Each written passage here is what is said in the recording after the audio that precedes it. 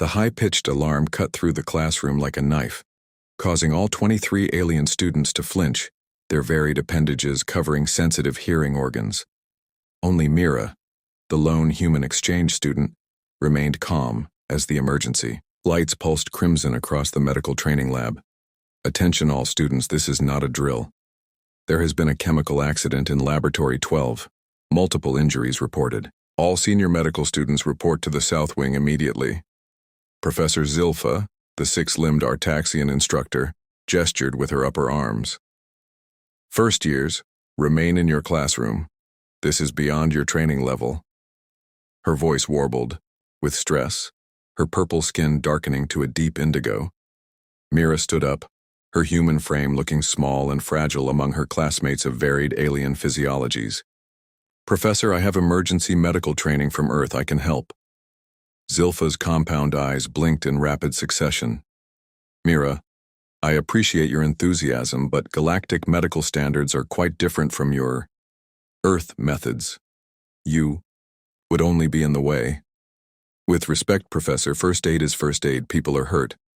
Several of the alien students shifted uncomfortably. Trelo, a gelatinous Morphian, rippled his translucent body in what Mira had learned was their equivalent of a dismissive laugh. The Deathworlder thinks she can help, Trelo gurgled. Humans can barely manage their own physiology, let alone understand our complex systems. Mira ignored him. On Earth, she'd been a wilderness first responder before being selected for the Interstellar Exchange Program. While alien biology was different, the principles of emergency response remained similar. Stop the bleeding, maintain breathing, treat for shock.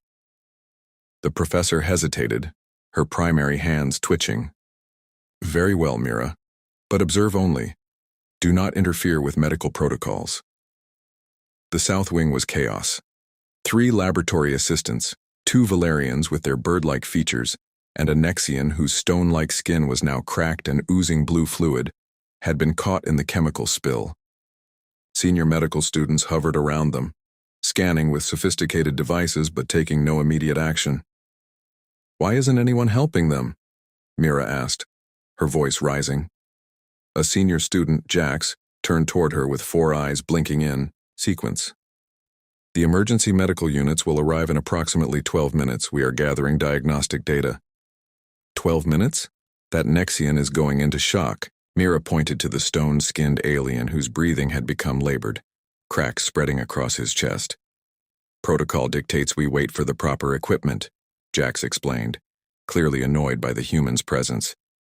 Mira didn't wait another second. She rushed to the Nexian kneeling beside him. The chemical that had spilled, a powerful acidic compound, was still eating away at his stone-like exterior. I need water. Lots of it, Mira shouted, remembering from her xenobiology class that Nexian biology required neutralization of acids immediately. When no one moved, she grabbed a nearby emergency shower pole and activated it herself. Water cascaded down as she dragged the heavy Nexian under the stream. Are you insane? Cried Jax. The medical protocols clearly state, your protocols will let him die, Mira snapped, now using her hands to direct water specifically over the spreading cracks. The acid is spreading through his exterior shell. He needs neutralization now, not in 12 minutes. The gathered alien students watched in stunned silence as the human worked, her soft skin coming in contact with the caustic residue. Small red welts formed on her hands, but she didn't stop. Someone get me baking soda or any basic compound, Mira called out.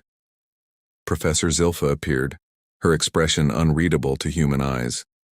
There is calparium powder in the emergency cabinet, similar properties to your sodium bicarbonate. A student retrieved it and Mira quickly made a paste, applying it to the Nexian's wounds. The reaction was immediate. The spreading cracks slowed, and the blue fluid began to coagulate properly.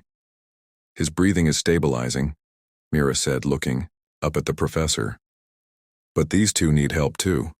The Valerians were trembling, their feather-like coverings singed away in patches, exposing raw skin beneath. Mira moved to them next, examining their injuries. Burns, but not chemical. These look thermal, she observed. We need to cool them gradually and cover the exposed areas. Impossible, said another senior student. Valerian thermal regulation is too complex for manual intervention. Mira was already improvising, taking clean laboratory sheets and soaking them in cool water. Their biology may be different, but burn treatment basics remain. Cool the burn, prevent infection, manage pain. Help me wrap them, loosely.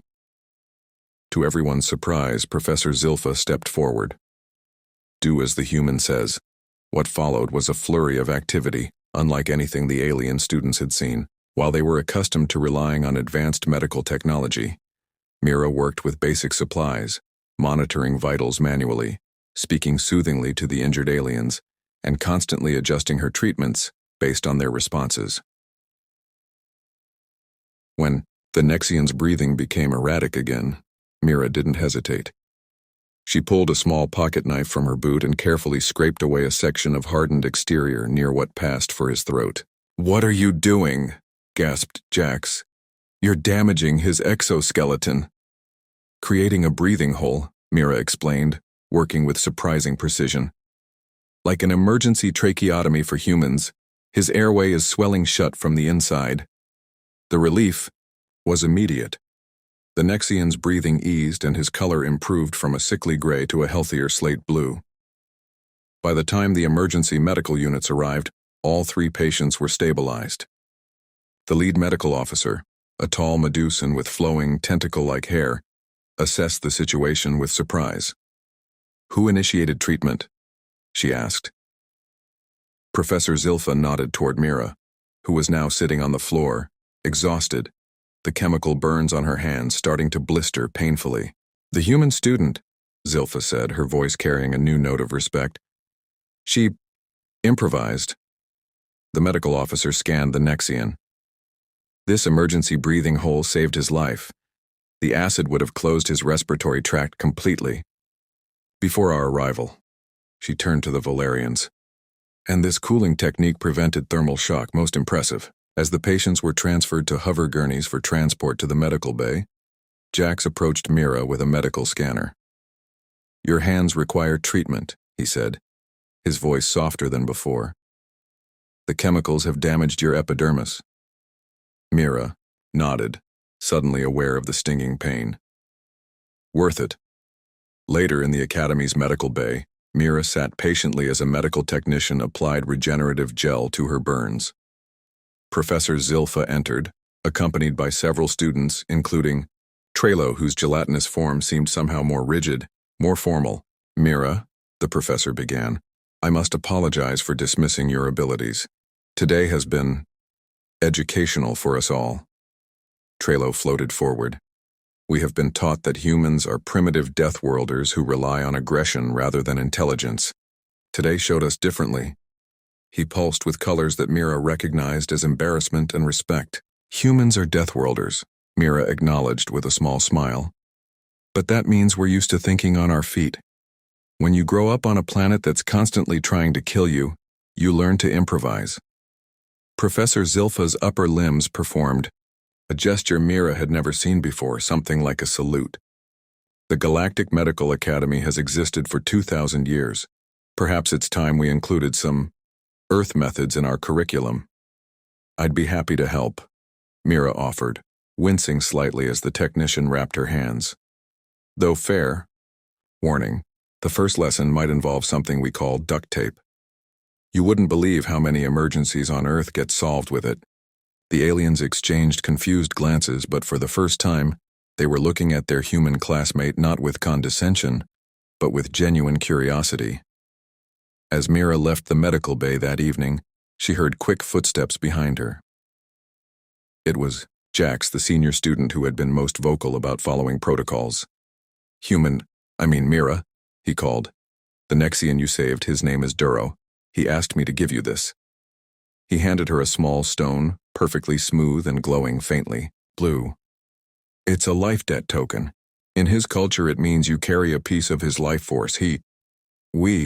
None of us have ever seen anyone act so quickly with such certainty." Mira closed her bandaged fingers around the stone, feeling its warmth. "On Earth, we have a saying. In an emergency, perfect is the enemy of good enough. Sometimes you just Have to work with what you have. Jax blinked his 4 eyes in sequence, a gesture of deep contemplation.